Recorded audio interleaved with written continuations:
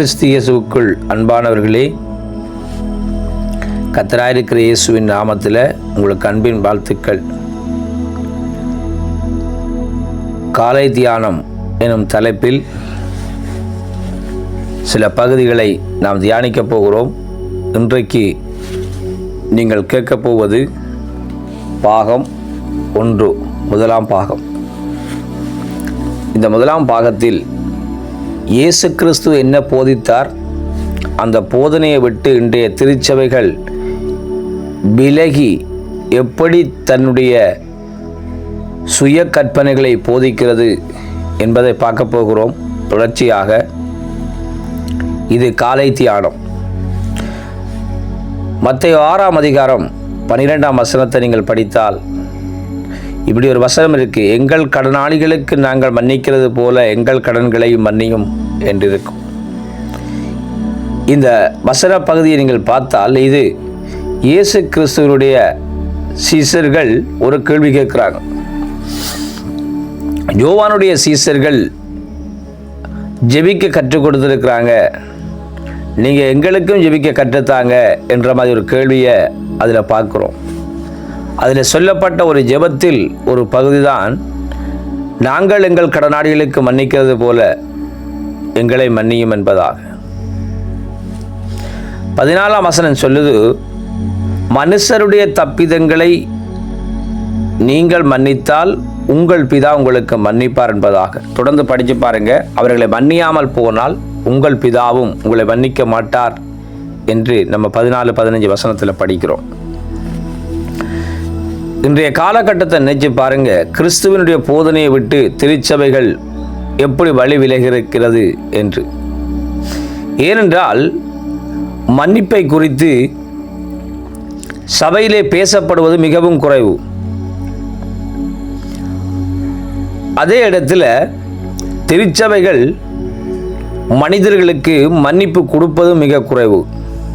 இன்றைக்கு கிறிஸ்துவனுடைய போதனை ஒரு பக்கம் இருக்க, சபைகள் இன்றைக்கு மக்களை நியாயப்பிரமாணத்துக்குள் எப்படி நடத்துகிறது என்பதனை நீங்கள் பார்க்க நான் ஆசைப்படுகிறேன்.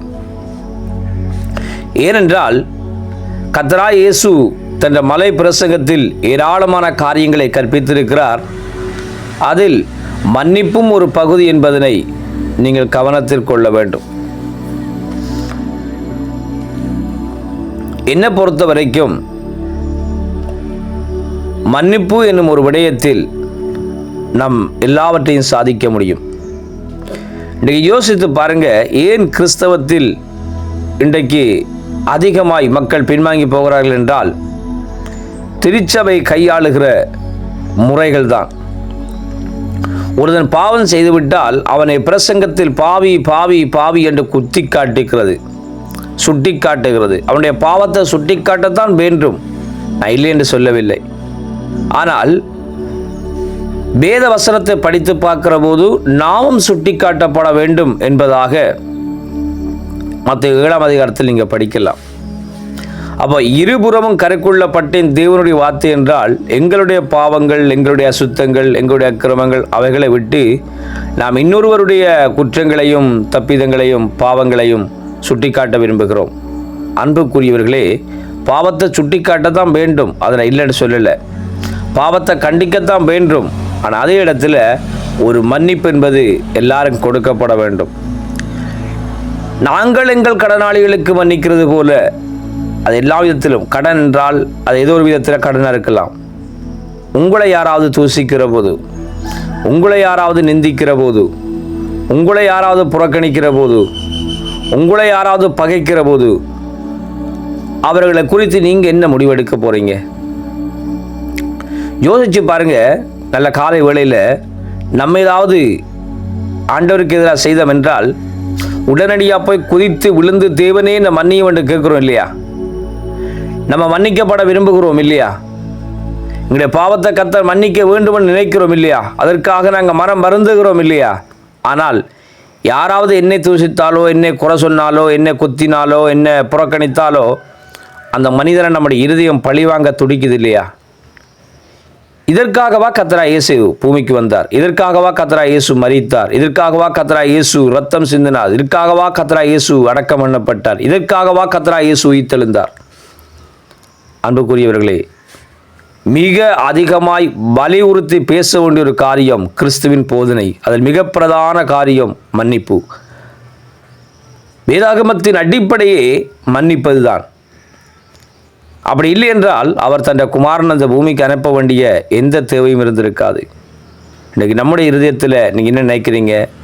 உங்களுடைய இருதயம் என்னத்தை சிந்திக்குது? உங்களுடைய இருதயம் என்னத்தை பார்க்குது? உங்களுடைய இருதயம் என்னத்தை யோசிக்குது? காலை வேளையில் எப்போ அடுத்தவனை பழி வாங்கலாம், இன்றைக்கு எழும்பி யாரை குத்தலாம், யாரை திட்டலாம், யாரை புறக்கணிக்கலாம், யாரை கோல் சொல்லலாம் என்று இல்லாமல் எழும்புன்னு ஆண்டவரே எனக்கு ஒவ்வொருவரையும் மன்னிக்க கிருபை பாராட்டும் என்று கேட்டவென்றால் அதில் பெரிய காரியங்களை செய்யலாம்.